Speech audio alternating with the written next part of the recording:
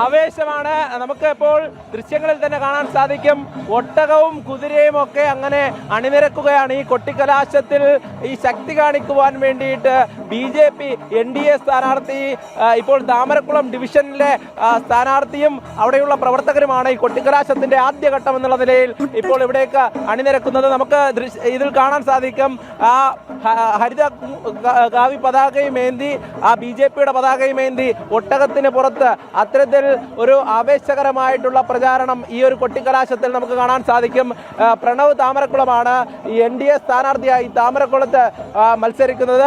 അതിന്റെ ഒരു ആവേശം തന്നെയാണ് നമുക്കിപ്പോൾ കാണാൻ സാധിക്കുന്നത്. ഇനി കുറച്ചുകൂടെ കഴിയുമ്പോൾ ഈ കൊല്ലം നഗരം ഒന്നാകെ തന്നെ ഈ മൂന്ന് മുന്നണികളും ഇത്തരത്തിൽ ആവേശകരമായിട്ടുള്ള ഒരു പോരാട്ടം തന്നെയായിരിക്കും ഒരു കൊട്ടിക്കലാശത്തിൽ നമുക്ക് കാണാൻ സാധിക്കുക.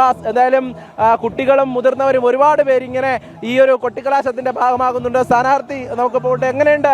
ഇനിയൊരു ആവേശകരമായിട്ടുള്ള അവസാന നിമിഷങ്ങളാണ്. അതെ, നമ്മുടെ കൊല്ലം കോർപ്പറേഷനിലെ എല്ലാ ജനങ്ങളും ഒരു പുതിയ മാറ്റത്തിന് വേണ്ടി ഭാരതീയ ജനതാ പാർട്ടിയോടൊപ്പം അണിനിരക്കുന്ന ആവേശകരമായിട്ടുള്ള കാഴ്ചയാണ് നമ്മൾ കണ്ടുകൊണ്ടിരിക്കുന്നത്. താമരക്കുളത്താണ് ഞാൻ മത്സരിക്കുന്നത്.